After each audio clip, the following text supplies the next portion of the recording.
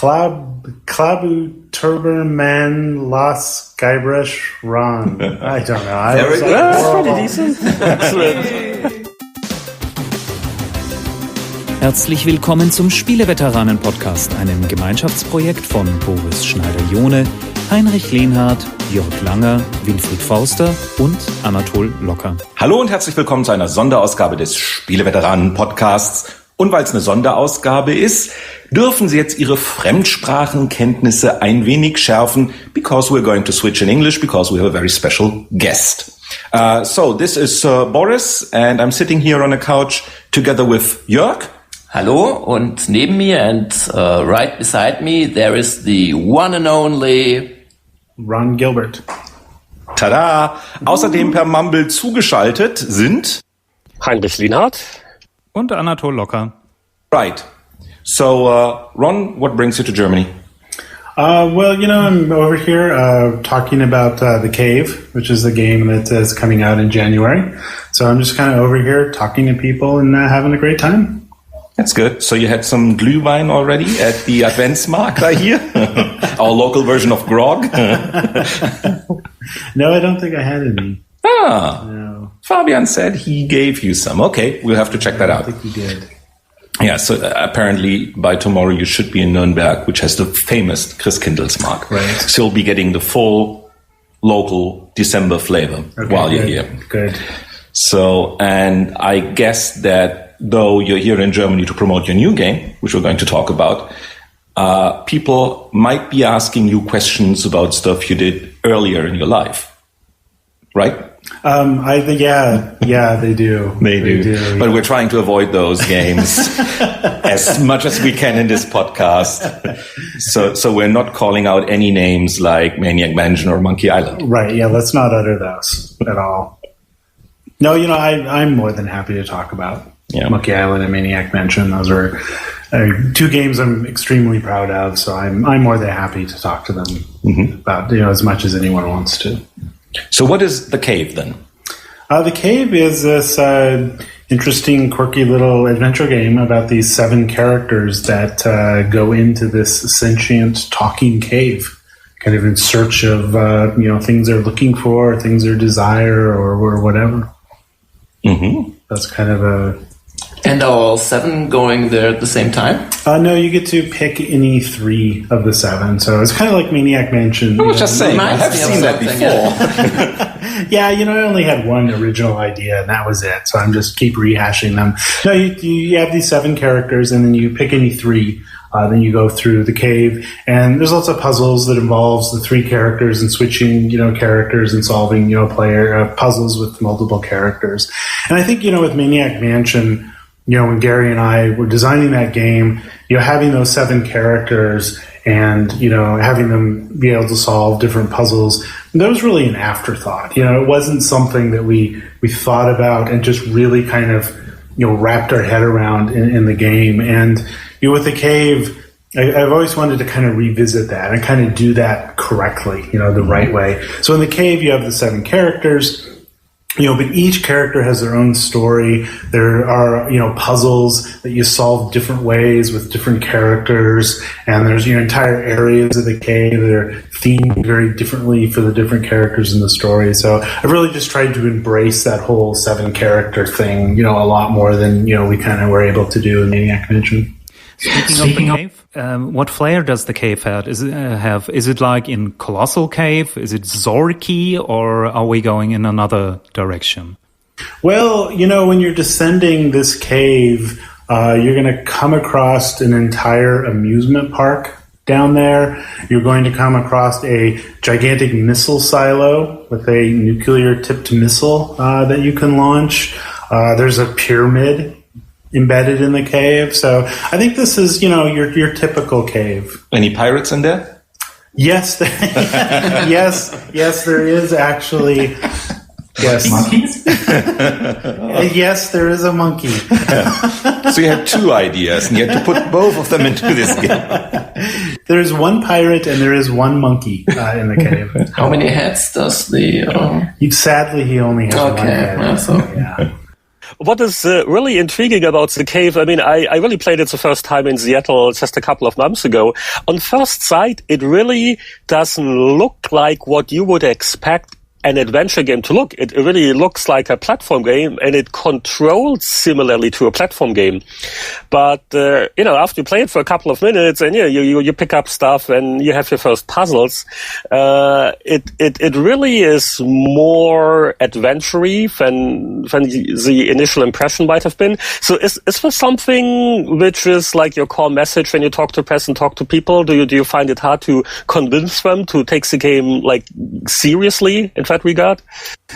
Yeah, when we did the announcement for the game back in, I guess that was May, we showed a little video of the game. We didn't have any gameplay, but we showed a video of the game, and we had some a little demo.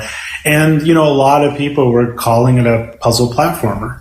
And, I try to explain to people, no, I mean, it's an adventure game. And it's kind of interesting because, when Maniac Mansion came out, people were saying that was not an adventure game because it had characters that animated, and there weren't big blocks of text that you read, and there was no parser that you were typing words into. And, it kind of got the same thing that the cave is getting, where people go, well, that's not an adventure game. But I think, when anyone sits down and they play the cave for more than 5 minutes, they totally understand that it's an adventure game. So, Yep, go ahead.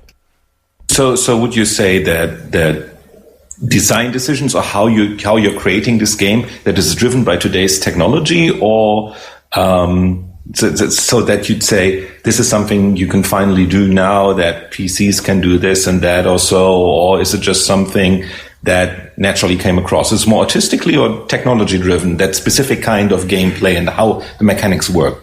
Yeah, it's not really technology driven. A lot of it came from just wanting to kind of relook at adventure games a little bit and, go back and figure out, well, what do we not really need anymore? What were we kind of hanging on to that we don't need to hang on to? And I think, with Maniac Mansion, I think the parser was one of those things. It's like even, King's Quest came out, which was a graphic adventure, yet they still couldn't let go of the parser. They felt like they just still had to have that parser. But with Maniac Mansion, we just got rid of the parser. And, you just kind of clicked on the different verbs and stuff. And so really with the cave, it was going back and kind of looking at, what do we need and not need? And one of the first things that I thought about was, do we really need inventory? Because inventory in adventure games, I think kind of at the end it became this big bloated thing where you were carrying hundreds of items around, presumably stuffed down your pants, because I don't know where, Guybrush carried all that stuff. But you had this huge inventory, and I think inventory was also, it became a crutch for game designers because, now I could do a puzzle and I didn't really have to come up with a clever solution for the puzzle. All I had to do was bury the item you needed just in your inventory of 100 things. And then it was just scrolling through that list of 100 items going, oh, well, there's the ball of twine. I bet maybe I could use that to solve the puzzle. And that's kind of a crutch, right? That's not the right way to think about puzzles in adventure games. So, with the cave, there's no inventory. Well, there is actually inventory. There's a 3-slot inventory, right? Each character can carry one thing at a time. And really, I mean, that was a challenge, but a lot of fun from the game design standpoint, because we really had to design all of the puzzles so you were only carrying those 3 things, but also not make it that you were just using the floor of the cave as your inventory, where you just drop everything on the ground and then you'd have to run back and get it again and use it. So it really caused us to kind of look at the design and really just focus in on the puzzles and the objects and, those sorts of things. And that was, it was kind of liberating in a way, to not have that. And then the other big design thing with the cave that I wanted to do was just really kind of hone that moment-to-moment gameplay. And if you go back to classic adventure games, they were fairly slow-moving. And, you play a game like Monkey Island, I mean, there were times when you would just stare at the screen for 10 minutes, as you were just trying to puzzle through in your mind, okay, what do I need to do? I've got this, I've got that, I could go here, I could do that. Got this weird rubber chicken with a pulley in the middle. Obviously a red herring, this can't be used for anything. So you do that. But I think gamers today, there's just so much pulling at our time, and I think people want things to kind of move forward at a really good clip. And so what I wanted to do with the Cave, especially since, on the consoles, you're using controllers and stuff, is just make that moment-to-moment gameplay fun. So it's not a platformer. You're not running around trying to make jumps and making sure you're getting double jump in the right spot, but just being able to kind of move and run and jump. And even when you're sitting there thinking about a puzzle, if you watch players, the character isn't standing there. The character is just jumping around the screen, which is really kind of half of the player's brain engaging with just jumping this character around the screen, and then the other half of their brain is like solving the puzzle. And I think it works really well because you kind of got this distraction from the physicalness of running around and jumping, while the smart intellectual part of your brain can kind of work on solving the puzzle. So those are like the two big things that I wanted to kind of look at and focus on with the Cave. But that sounds a little bit like you are not trusting in the attention span of modern gamers anymore. Well, I don't think it's attention span. I think attention span isn't quite the right word. Mm-hmm. I think it's that people, they want to always be doing something, right? I mean, we have social media. People just can't sit at dinner and talk to their friends anymore. They have to sit at dinner and tweet the entire time they're talking to their friends. And take photos of dinner. And all this other stuff. So I think people they're kind of, there's this nervous energy that goes through everybody right now. And I think games need to somehow, satisfy that nervous energy need that players have. And when we talk about the puzzle design for the Cave, what is really intriguing for me are the characters, because one, you were able to find different solutions for certain puzzles, or can access different areas of the game with certain characters, and B, just the personality, because they are so different, and that was already part of the fun in Maniac Mansion, that you really had fun experimenting with different team members. So can you tell us a bit more about the Cave characters and the personality, and how much humor and one-liners we can expect? Yeah, the Cave's an interesting game in that respect because, at one level, it's a very dark game. There's these 7 characters, and they have these very kind of suspicious reasons for going into the Cave. And, at some level, these characters aren't the nicest people in the world. And you kind of think about that, that's why they're there at the Cave, is because they aren't the nicest people in the world. So you've got this dark game about these 7 characters who are kind of going into this cave, and they do really horrible things. I mean, it's kind of part of the story, is the horrible things they do. So then it's about just kind of the juxtaposition of that with the humor. And I think that kind of works well because, if you do have these characters doing horrible things, if you can kind of make fun of it a little bit, that kind of seems okay in a way. And the other thing is that I don't think I could ever make a truly serious game because I would always be interjecting some kind of funny, humorous thing into it because that's just kind of naturally what I do with stuff. So the Cave is a serious story, but if you think about Monkey Island, that is a serious story, right? That's not a goofy story about a pirate. It's about the guy who wants to become a pirate and this ghost, kidnaps the woman he loves. So there is this kind of thread of seriousness that I think runs through everything I do. But then I just kind of build the humor and the comedy on top of that. Mm-hmm. I find it always very interesting that you had a very story-driven approach to adventure games. And what we're currently seeing is a lot of more storyboard, speaking of visual impressions, eye candy, and a lot more. So is the Cave more a return of the story, or are we going to the storyboard? It's definitely about story. Adventure games to me have been about 3 things. Adventure games to me are about story, they're about characters, and they're about puzzle solving. And I've always enjoyed, telling stories, and I've always enjoyed, creating characters. So that's just really, really fun to do.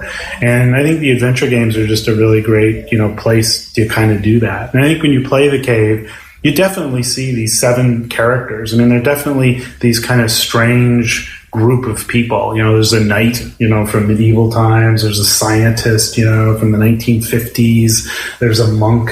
There's all this weird collection of characters. And because it is this weird eclectic group of people, I can kind of tell 7 different stories, with each of the different characters, but then tie them all together with a unifying theme. My second question would be, speaking of characters, I heard that you were playing The Walking Dead from Telltale Games.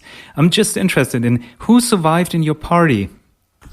I actually haven't played it yet. I was saving it to play on the airplane over because I had like an 11-hour flight and I thought that would be good. But then I got to the airport and I realized that when you buy The Walking Dead, you don't actually get all the episodes.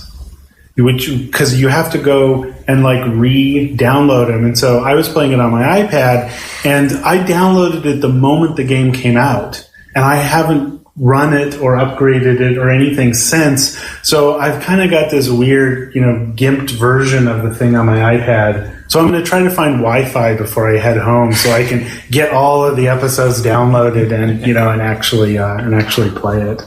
The other thing with Walking Dead is that you are pretty limited, actually, in who is supposed to die and not to die. Don't spoil it. No, he hasn't played it yet. Yes, but you do not have so many choices like you could think in the beginning, but still enough choices. Games? I mean, there is an adventure game development community actually in Europe. There's stuff shipping from companies over here. So do you ever see those games? I don't see them a lot. I mean, we don't really have a lot of access to that stuff, and I actually don't see that. I'm embarrassed to say that I don't. We'll send you some iTunes links for Edna and Harvey is out, and it's out in English, so you can play that. The Hector Badge of Courage. I mean, that came out. That was an adventure game. That came out. I played that. But I haven't played. I haven't played a lot of stuff. And this castle thing you did in your spare time on the iPad, I like that game. Oh, the Big Castle. Yeah, my friend Clayton and I, Clayton did Total Annihilation 2. Clayton was the lead artist on Total Annihilation. Clayton also did an Xbox game called Voodoo Vince. He was the designer of that, and his company built Voodoo Vince.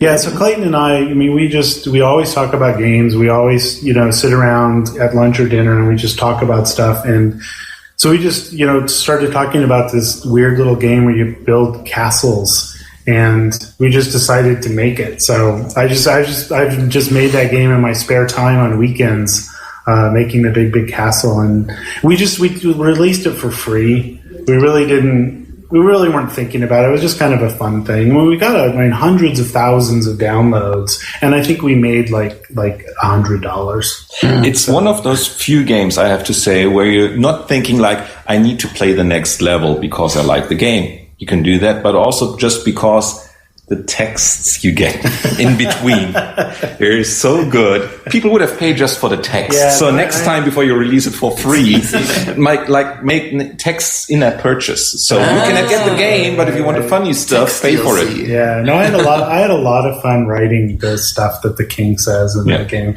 And then we just released the Christmas edition of the Big Castle. So now you can build gingerbread castles, but you're building them for Santa. Mm-hmm. And so that means a lot of fun to write weird stuff for Santa as well. One final, more or less Maniac Mansion related question. If I remember it correctly with Maniac Mansion, because you were basically treating new ground and everything, I guess at that point in time you didn't think this would create a whole series of games for Lucasfilm and would create with Scum like a system where you would do a lot of games. So now looking back at The Cave, do you have in the back of your mind thinking this could start another 6 or 7 games that will be done with a similar system? Or is it so specialized that you say most likely nothing it won't work with anything else? Well, I think the type of adventure game that the Cave is probably could. And the Cave, is leveraging off of all of the technology that Double Fine has. So, Double Fine has an engine, that they built Brew Legend with, and they built Costume Quest with it, and they built stacking with it. So they have a really powerful, very, very mature engine there. And so the Cave was just all built in that engine. So I didn't have to create this entire adventure game engine at the same time I was trying to create a game, which is what I did with Maniac Mansion, which is why I almost got fired. Little known fact. The game took so long. So, I think the Cave, is leveraging off of all of the great technology that Double Fine has. But I think there is something just about that type of adventure game that I found really neat, in being able to design like that. So, I think if it really resonates with them and they kind of like to see an adventure game in that kind of format, I think doing more adventure games, not necessarily cave-based adventure games, but more adventure games kind of using that same, no inventory, but more visceral movement, I think that could be a lot of fun to explore.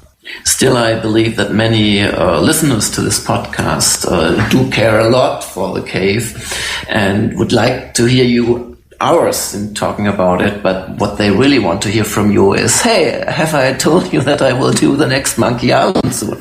So what's between you and doing another Monkey Island, apart from the small little thing of not having the rights right now? Yeah, there's just that one small little thing about not actually having the rights to do it. So that's it? So you would immediately do another Monkey Island? Yeah. Well, I don't know. It's a complicated question, right? It's like the Chinese proverb, be careful what you wish for, yeah, right? Exactly. Really so somebody drops really the rights to Monkey Island right into your lap tomorrow. What are you going to do? I'm screwed. Yeah. I'm absolutely screwed. No, I think, there's a couple of facets to that. I don't own the rights to Monkey Island. Lucasfilm owned all those rights, and then Disney just bought Lucasfilm. I'm sure they bought Lucasfilm for the Monkey Island rights. They say it was for Star Wars, but it was probably for Monkey Island. So they bought that. So now the rights to Monkey Island are owned, by Disney. But the thing is that if I was going to do another Monkey Island game, the important thing for me is I want to have complete control over it. It's like I don't want to do a Monkey Island where a bunch of people from marketing have listed these 5 bullet points that I need to do, and we really need to make sure that it's first person because, first person games are selling a lot better, and you need to make sure you do this, and you need to make sure you do that. It's like if I'm going to do another Monkey Island, it's like I want it to be more of a personal venture for me. I'm just going to make Monkey Island 3 the way I want to make Monkey Island 3. And I would definitely do it as old style point and click. Despite all the things I just got done saying about the Cave and the future of adventure games, I think Monkey Island, though, it has to be that old point and click style. It just does. And so I think I have so many weird criteria like that the only way that I would really be able to do it is if I just owned rights to it. Because I would just have to have the freedom. And I think if Disney came to me and said, hey, make another Monkey Island for us, I think by the time I got done outlining all these things that I wanted to do with it, they probably, wouldn't be interested in doing it. But that's saying that there probably won't be another Monkey Island. I don't know. I don't know. It was funny because when we chatted in Seattle, you were kind of, more or less joking that the problem with talking with Lucas is that, if you have a new president every couple of months, so you have to figure out who is the person to talk to. And just like that, all of a sudden, the whole company gets purchased by Disney. So are you kind of up to date? So would you know who's in charge now, who to talk to at all? I'd go right to Mickey Mouse. I would not mess around with anybody but Mickey Mouse. I think you have to go right to the top, I think, if you're going to talk to them about it. So how about the redesigned Pirates of the Caribbean once they put Jack Sparrow in? You still like it? The ride. We're not talking about the movies. The ride. They changed the ride about 6 years ago or so. I haven't not been on the ride since they changed it, and I refuse to go on the new ride. I think they just should not have done that. I think they should have kept the ride. Again, it gets a little bit back to my comment about, and I don't want to diss marketing people because there are some extremely smart marketing people out there. At Singapore. Yeah, but I think this is a kind of a good example of, the Pirates of the Caribbean ride it was awesome the way it was. I don't think it needed, to get this kind of marketing push on it to get, Jack Sparrow in. I just don't think it needs it. Mm-hmm. If I can just throw in one more retro question, something I was always curious about. In your cave dog days, you were working on a mysterious project, codenamed Good and Evil, a combination of adventure and strategy and whatnot. So it just never went anywhere. Is this something you still think about? Why did you stop working on it? Yeah, that game was Good and Evil, and it was kind of a combination of, an adventure game and a real-time strategy game. And so it was adventure gamey in the sense that there was this, very kind of strong character and exploration, and there were puzzles, that you would kind of solve, but then you had, this RTS element of, going around and kind of gathering up the group of people, basically your units, in the RTS. You would have to kind of go and gather up in an adventure gamey, style of building, all the units that you had. And then you'd go off and you'd fight this stuff. But it was really weird in that it wasn't set in any given genre. So you might be RTSing with, like in Warcraft, with, orcs and swords and stuff. But then, all of a sudden there were just cowboys there. Now you were kind of RTSing with cowboys, and, your RTS group might have a couple of space aliens and 3 cowboys and 2, orc berserkers because they were really good for the front line. So you're building this RTS game just out of this strange, odd, eclectic kind of group of units, and in some ways, kind of the nugget of that idea morphed into, a little bit of what Deathspank became, because Deathspank was, at some level, it was an adventure game because you were going around and you were kind of solving adventure puzzles, and you had, Monkey Island style dialogue trees, but there was this kind of Diablo-esque RPG-ness to it where you were still collecting weapons and you were still hacking your way through lots of orcs. And, if you played the second Deathspank game, after he gets through this kind of medieval stuff, he ends up in World War II.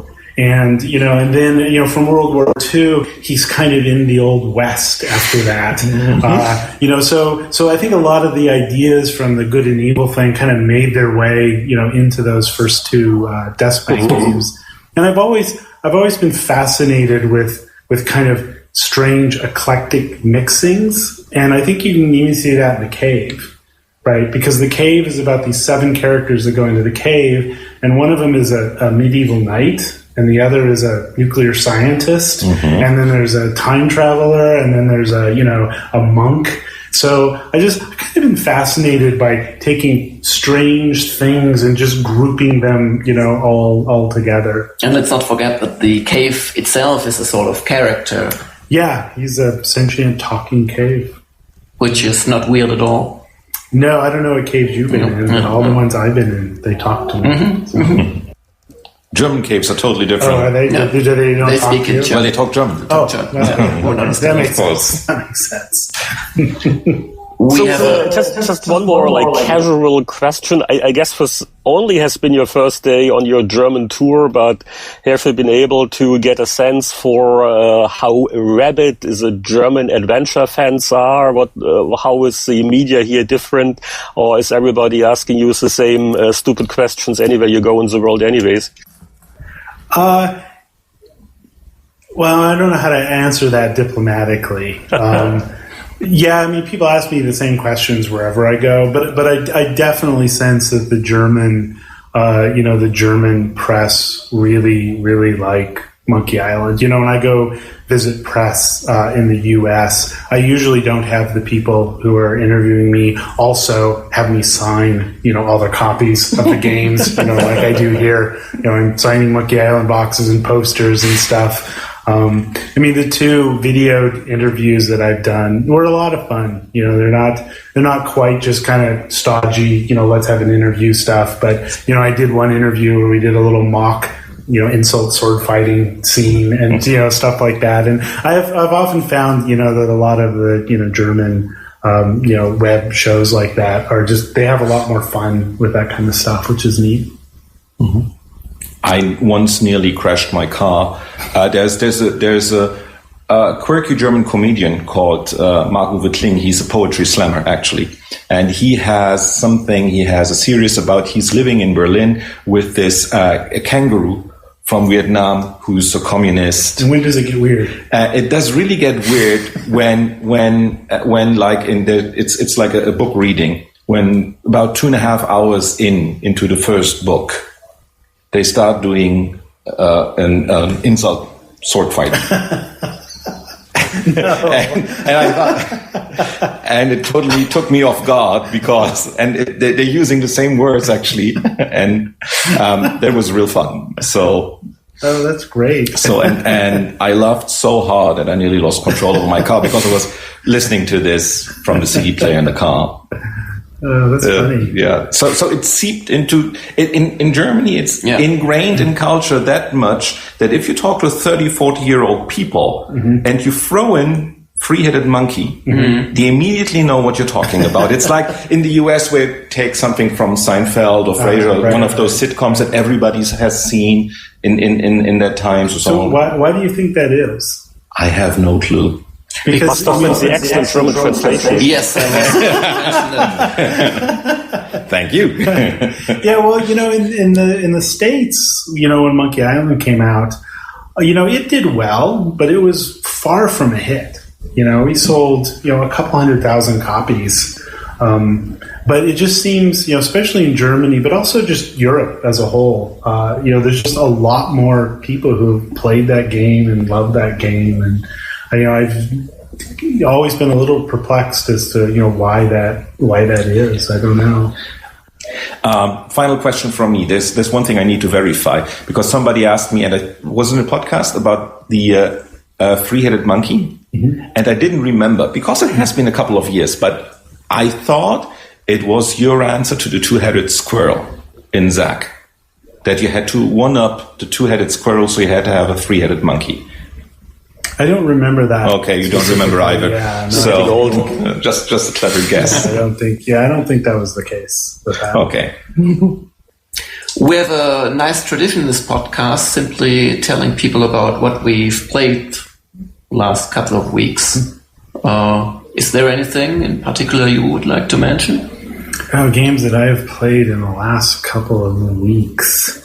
I haven't played a lot in the last couple of months just because I've been so busy, that I don't have a heck of a lot of time. Stuff I do play is mostly stuff on my iPhone, because the time that I do have to actually sit down and play games is usually on the train, because I have a half hour of just sitting there on the train. So, that just kind of leads, more to, kind of iPhone stuff. But I tend to just digest iPhone stuff, so fast. It's 99 cents. So I just kind of buy a lot and I just play a whole bunch for just, 15 or 20 minutes and then move on to the next thing. I don't think there's anything that's really just kind of grabbed, my attention. I did play Kingdom Rush for the iPad. That game, I really like that a lot.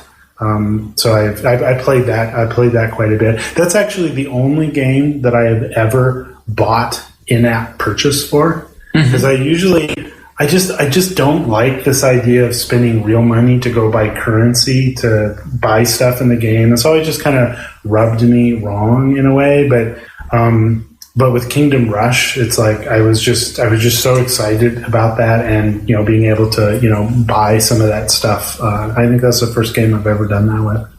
I love tower defense games too. I think it's probably one of my favorite genres on iOS are the tower defense games. Okay, we are now looking at an old article about a game called The Secret of Monkey Island in a magazine called Powerplay. And just for fun, we'll have Ron read the first 2 lines in the red up there. No, what? Klabuturberman Las Guybrush Ron. I don't know. That's pretty decent. Excellent. I probably uttered several swear words. Klabautermann most likely is not the usual. So what does it say? So actually, what is the Klabautermann? He's like the bad ghost in a ship. So each ship might have a bad ghost that's in a dark corner. So I guess it's pretty much time to wrap it up because it's the end of a long day for our jet-lagged guest. So any final questions or remarks before we call it a day? Why is everybody that is now your chance. Everybody's looking at me. Why are they looking You're at supposed to say, like, buy my next game. I need to feed my dog, please. Buy the cave because I really need a job. That's very convincing. I'm having a great time, here in Germany and talking to people, and I really do enjoy talking to everybody about Monkey Island. So people should not feel bad about coming up to me and talking to me about Monkey Island. I do enjoy it. So, but I'm having a great time here, and I'm here for another 2 or 3 days. I think talking about the cave and stuff. So having a good time. Great. Thank you so much for being here. Yeah, thank you so much for taking the time after a long and tiring day. No, thank you. And thank you guys for doing such a wonderful job translating Monkey Island. So, thank you. Okay.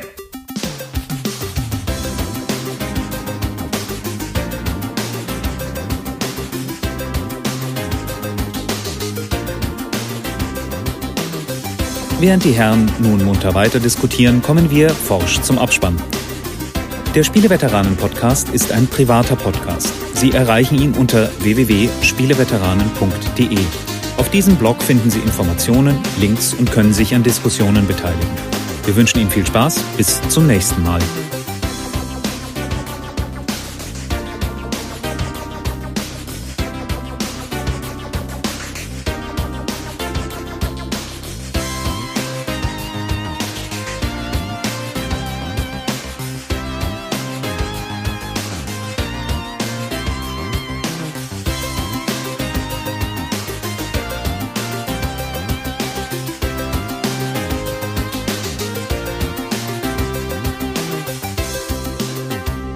Schalten Sie auch das nächste Mal wieder ein, wenn Sie Fabian Döhler sagen hören wollen. Das wäre ja tragisch gewesen, wenn man diese Gelegenheit ausgelassen hätte. Ron kam ja am Flughafen an und hat gesagt, I'm finally going to meet the guys who fucked up the German version of Monkey Island. Und deswegen war das einfach ein Wunsch, den ich mir erfüllen wollte.